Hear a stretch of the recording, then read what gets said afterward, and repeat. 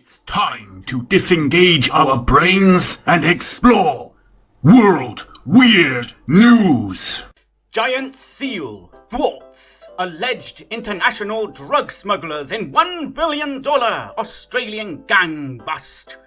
I try to read these titles seriously, but that title, I'm sorry, it just makes me laugh. I mean, I've never read anything like that. So, anyway, let's get into the story. This is from The Independent. Okay. A giant seal allegedly scuppered two international drug smugglers' chances of getting away with £1,560 million haul, police say. Well, oh my gosh. So the pair allegedly sailed across the Indian Ocean to Western Australia with a stash of cocaine and other drugs, but ran their yacht aground near the city of Geraldton and fled on a dinghy to Burton Island. Absolutely marvellous. Officers searched the island and found two men, as well as 1 ton of illegal drugs in 40 bags, hidden beneath seaweed on the island, Western Australian police said.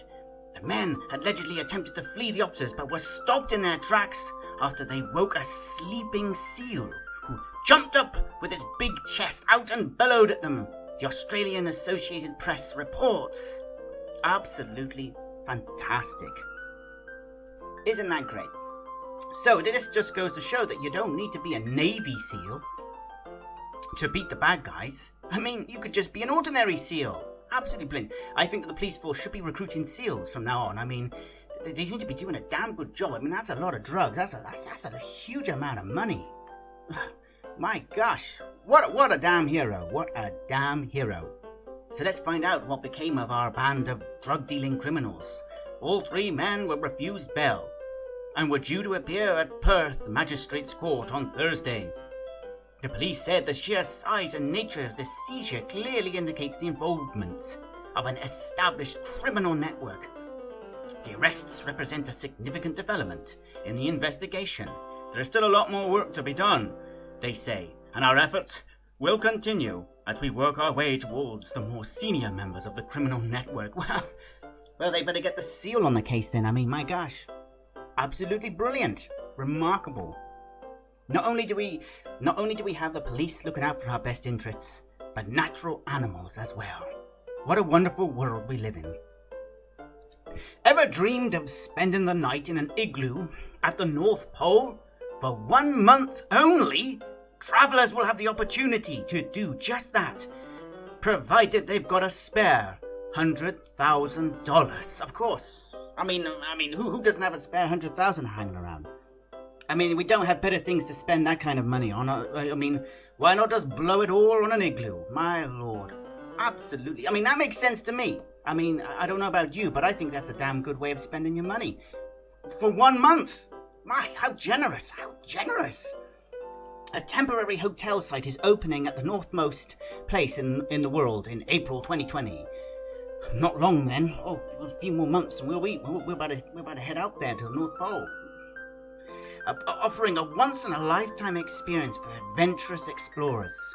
South-facing window pretty much guaranteed. Wow, how damn well exciting. It will be an otherworldly experience. I wanted to create a more comfortable way to experience the North Pole as it is by bringing cozy facilities to extreme conditions. They'll be building up hotels in the middle of the Amazon rainforest next. The North Pole is inaccessible most of the year, but it can be reached by helicopter in April and by ship during June and July. How marvellous! Only around 1,000 people make the journey annually. I'm amazed it's that many, to be honest. And those who do usually rough it intense and must bring all the equipment needed to keep safe in the hostile frozen environment. I mean, who wouldn't want to stay in the North Pole? I mean, just look at this picture here. Just take a little look at this picture here. They're pretty much letting you know that the local residents are polar bears, which are extremely dangerous bears. If you look it up on the internet, they will attack you and they will kill you. So you're literally spending $100,000 to go on a holiday and die. Well, that's one hell of a way to commit suicide, if you ask me. Polar bears are gentle beasts. And so am I.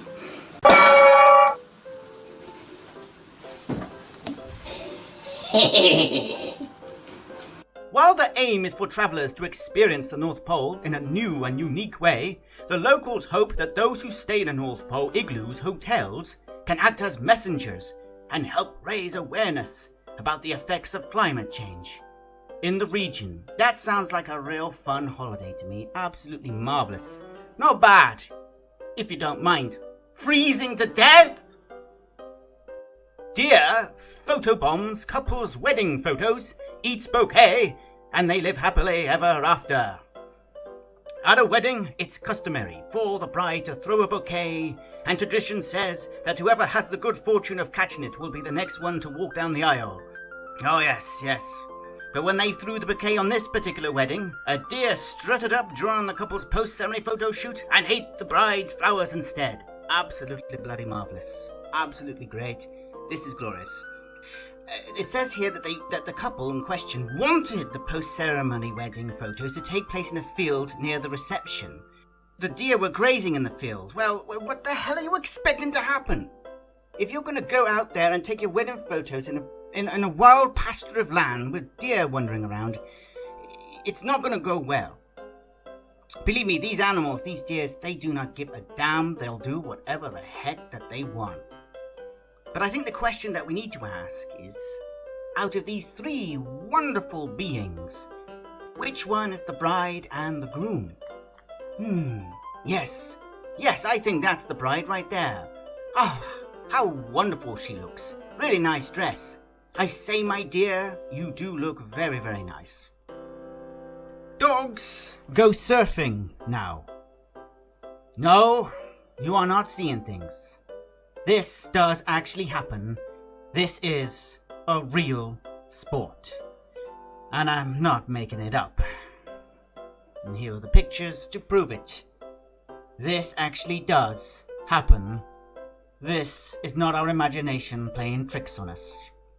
Nothing amazes me anymore. Alexa, surfing dogs. How? If the dogs like it, then fine. I mean, what will it be next? Surfing cats? No. That's not outrageous enough. I mean, that probably does exist. Surfing hippos. Don't be so stupid. Surfing hippos. Amazing. I like to go surfing. I think I'd be good at it. But I don't like water. Oh, no. I don't like water. Water makes me go all fuzzy. If you do go surfing, make sure it is somewhere off the coast of Australia where there are plenty of hungry flesh-eating sharks. Man in hysterics after bumping into doppelganger at friend's wedding. In hysterics? I don't know about you, but I'd be pretty damn terrified to meet, someone else that looks like me. I can't imagine anything more bloody awful. Anyway, a man was forced to do a double take when he bumped into his doppelganger at a friend's wedding. Apparently, he couldn't stop laughing as he spotted his lookalike from across the room. My gosh. Then later on in the day, to his great embarrassment, he realized that he was just looking into a mirror. I'm only joking. They were both wearing red shirts, black rimmed glasses, and they had similar physiques. The moment the two set eyes on each other, they just burst into laughter. The two lookalikes plan to meet again. I can't imagine how awkward that's going to be. It's not really that weird. It's not like taking a rooster to court. And finally, a rooster wins a legal battle over noise with neighbours. Call it a cock-a-doodle-doo process. After being dragged into a French court over complaints that his early morning crowing was a nuisance, Morris the rooster has been vindicated. This week, a judge ruled the bird has every right to follow his natural instincts and crow his little tail off. Stories like this are the best, I tell you. The decision handed down this week ends what had been a lengthy and pun-filled struggle between Morris's owner and her neighbours. The locals insisted that the bird should be quiet and made to shut up. Wow, my gosh, absolutely brilliant. For his victory, Morris can continue to greet the morning on his own terms. He and his owner were also awarded £1,100 in damages. Well, it's a happy day for roosters, a happy day for all of us. They took a rooster to court! Unbelievable!